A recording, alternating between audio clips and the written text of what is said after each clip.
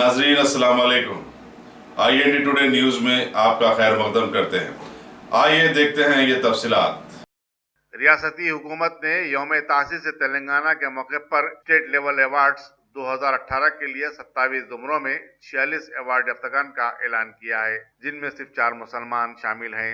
Awards के लिए मुख्तलिफ शोबे हयात से ताल्लुक रखने वाली मुमताज शख्सियतों के इंतखाब के सिलसिले में एक कमेटी तश्कील दी थी। डायरेक्टर महकमे सकाफत व रुकन कन्वीनर कमेटी ने मुख्तलिफ शोबे हयात से ताल्लुक रखने वाली 46 मुमताज शख्सियतों की एक फहरिस्त तैयार की। 2 जून को परेड ग्राउंड पर मुनक़िद शुदनी यौम तासीस तेलंगाना तकारीब में इन अवार्ड याफ्तागान को चीफ मिनिस्टर के हाथों एजाज से नवाजा जाएगा। हर अवार्ड 1,01,16 रुपए नकद, शाल और तौसीफनामे पर मुश्तमिल होगा।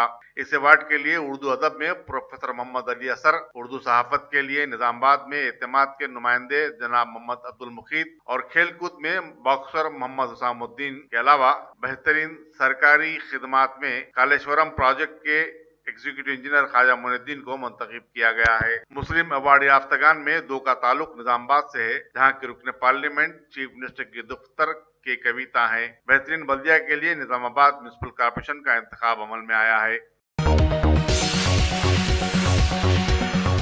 अगर आपने हमारे चैनल को सब्सक्राइब नहीं किया है तो आपको यहाँ सब्सक्राइब बटन दिख रहा है, उसे क्लिक करिए और सब्सक्राइब कीजिए और साथ ही साथ बेल आइकॉन को भी क्लिक करिएगा, जिससे कि आपको ताज़ा अपडेट मिलते रहें।